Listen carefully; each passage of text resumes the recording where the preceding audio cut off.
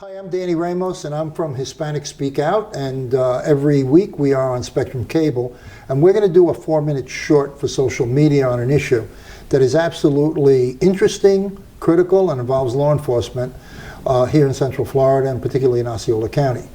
As you can see, the person that I'll be talking to is camouflaged, the voice and the appearance of the person, because of the sensitivity of the nature of the conversation that we are having. Okay? Let me open this up by saying this is regarding a candidate that's running for office. That office is a position of sheriff for Osceola County, and there seems to be a great deal of controversy around this person who is presently not an officer and not working in law enforcement. Is that correct? Correct. Okay.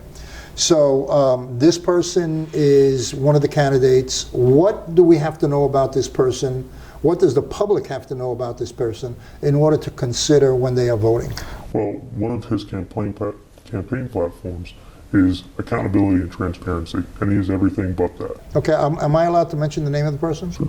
Okay, Mike Fisher, right? Yes. Mike Fisher is not a law enforcement officer right now. No. But he was previously, years ago, a law enforcement Yes, officer. he was. And he wants to take on the responsibility of running the entire department. Correct. Okay, so let's go forward. So I started hearing rumors, and it was all going around.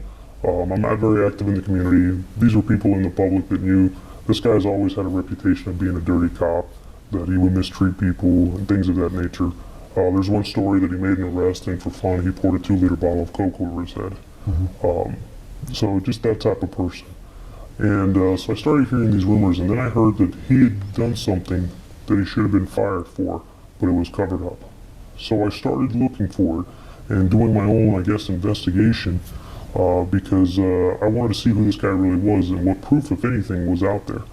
So I did a public records request to the Osceola County Sheriff's Office, and they showed no records, right? So I thought maybe this was all a rumor. But then, again, people in the community, no, this guy did something. He did something that got covered up. So I said, well, if he did something, I started doing my research, and I found that the Florida Department of Law Enforcement, who takes care of all the police officers in the state of Florida. So I contacted them and did a public records request. The interesting part about that is they couldn't find anything. So I called and spoke to somebody there, and while on the phone, she made the comment, she goes, oh, here it is. It's almost like it was hidden. So I then received the file from there, and I was shocked and surprised to see what exactly it entailed. So he was selected for a random drug test, and he ended up testing positive for an amphetamine. And when you look at that, it wasn't even that he was even positive. He tested 3 times over what would have been the minimum for a positive test. He was an officer at the time. At the time. Was he, when he was tested, was he actually in service at the moment? He was. He was, okay. So he's a police officer. He's working as a police officer when he was summoned for a drug test. Correct. Okay. And he tested positive at 3 times the level. Correct. Okay. So after that, they do an investigation, which I was able to obtain from the Florida Department of Law Enforcement, where he claims, and also has his wife claim, that that she prepared his medications, and that apparently he at the time he was taking 10 to 12 medications per day, and that she mistakenly put one of her pills into his little cup of pills, and that was an Adderall. So, well, that kind of made me wonder. I was like, you know what, if the guy just took something by accident, it's not a big deal. I mean, it happens, mistakes happen. So I talked to a friend of mine who's a doctor, and he says to me, and I said, hey, what do you think about this? He goes, there's no way. There's no way possible. Right? He's a medical doctor, and he says, there is no way he took one. If he took one by accident, it wouldn't even registered on this test. So then when I started going through the investigation, the investigator actually asked the doctor who reviewed the file and reviewed the records and asked him about that very point of the 3 times over the normal, what was a positive limit. And he said, do you think that was just an accidental or one-time thing? And the doctor says, he's 3 times over what's normal. What do you think? Right? So then I find in the file he received a written reprimand. Not even a slap on the wrist. It's a piece of paper that says, hey, you did something bad. That's it. Right? It gets forwarded to the Florida Department of Law Enforcement. And then I see the former sheriff went on his behalf and said, I think it was an accident. I agree with what he said. Asked them to take leniency on him. So he gets put, his law enforcement certificate gets put on probation for 6 months. He's supposed to submit to drug screening throughout that 6 months, which I can't find any record of. But it was still reported at daily that it complied with all the sanctions. So within 6 months of him testing positive for a drug test, you would think maybe he would have been fired, he would have been suspended, something. No, he was promoted.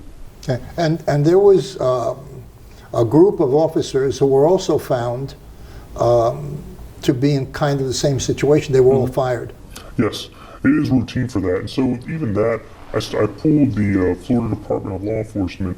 On their open website, they have a quarterly publication where they publish all of the law enforcement officers in the state of Florida who have received discipline.